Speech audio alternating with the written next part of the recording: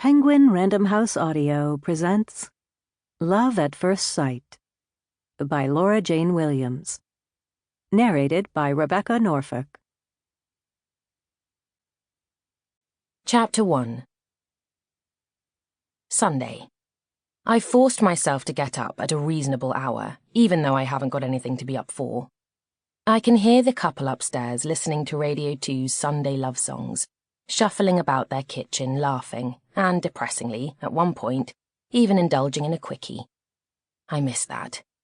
I miss slobbing about and suddenly ending up on the living room floor. I find myself looking forward to tomorrow, which is pathetic. Wishing away the weekend because I feel lonely.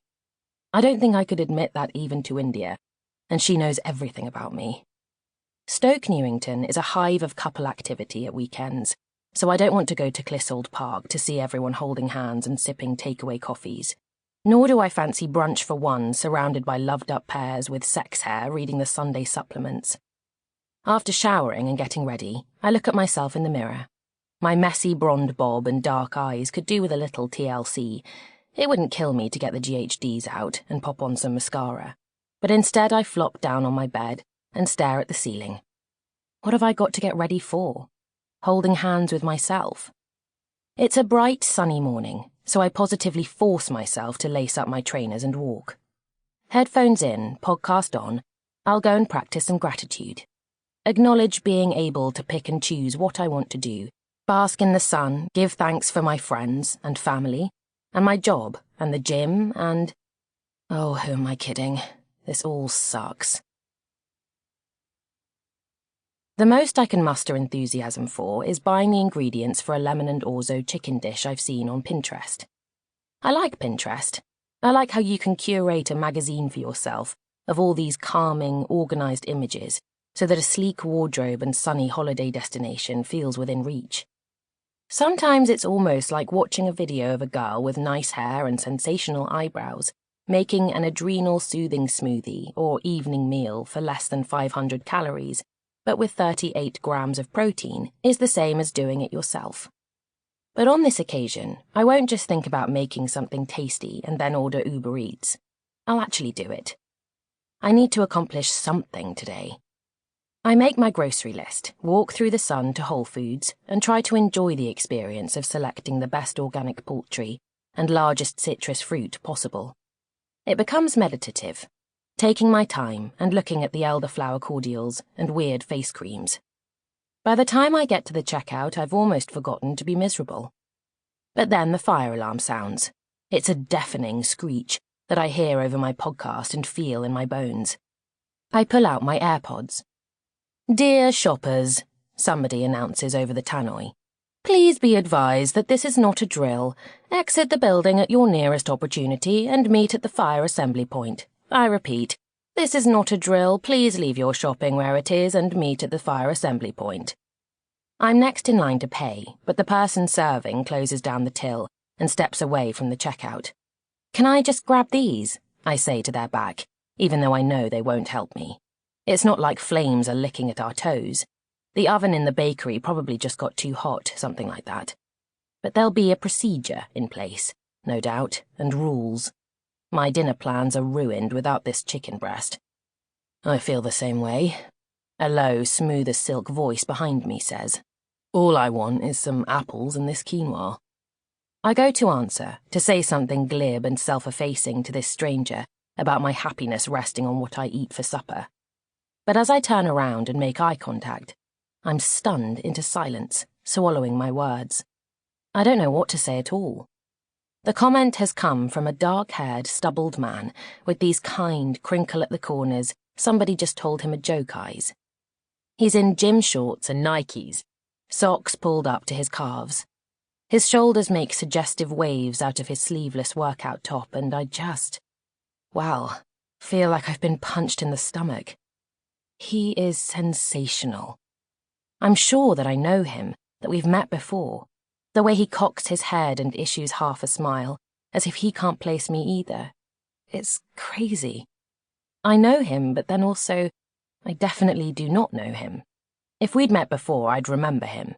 I'd know his name and be able to actually speak instead of thinking, on a loop, fuck me, he is gorgeous, fuck me, he is gorgeous, fuck me, he is gorgeous.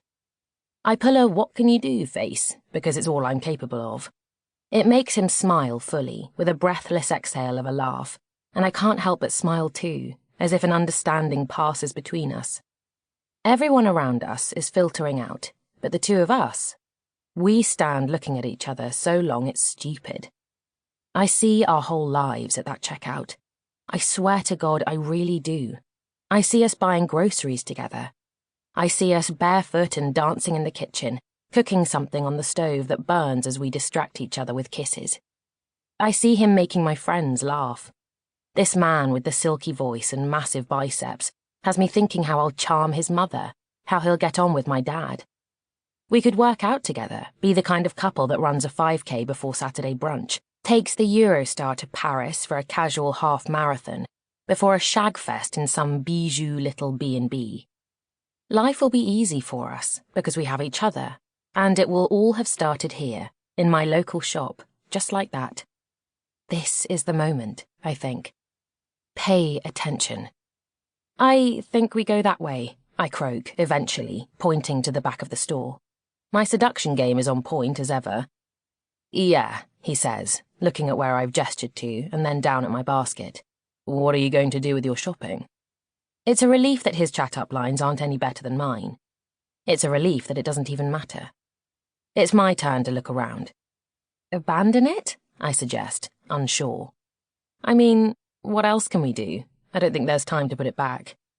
The man nods, running his tongue over his thin but perfect lips as he considers this. Then he holds out a paper bag. Granny Smith? I look at the bag and then at him. That's stealing, I say, surprised. It's only apples, but still. The man of my life should be no thief.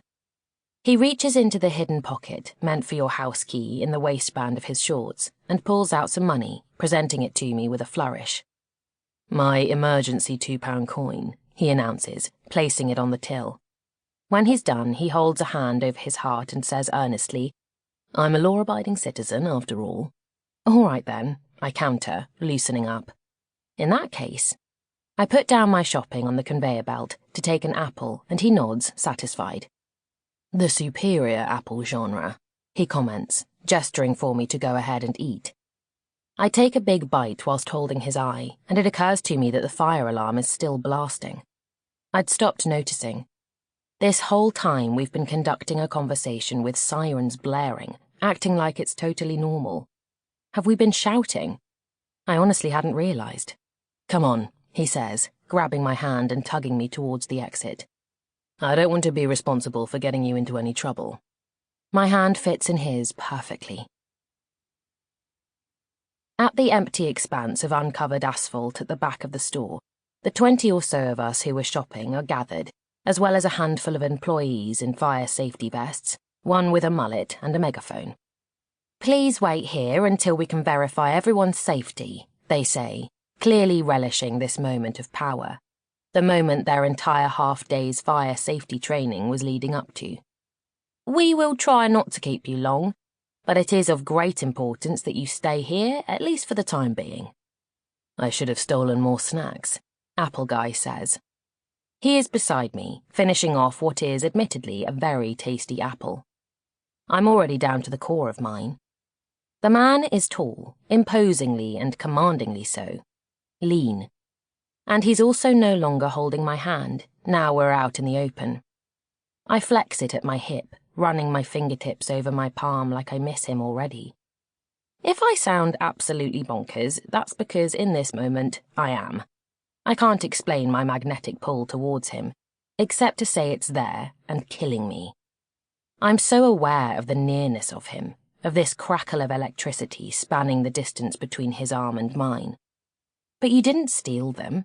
You paid for them, I find myself saying, because it is either that or, I think I love you, shall we get married? He gives me a look that makes it clear I've been duped. Didn't you? I clarify. He holds out his hand, £2 in the palm. Couldn't surrender my emergency coin, he says, pulling an uh-oh face. I sigh and shake my head, both impressed and shocked. Middle-class shoplifting is on the up, I've heard. I replied. Sample complete. Ready to continue?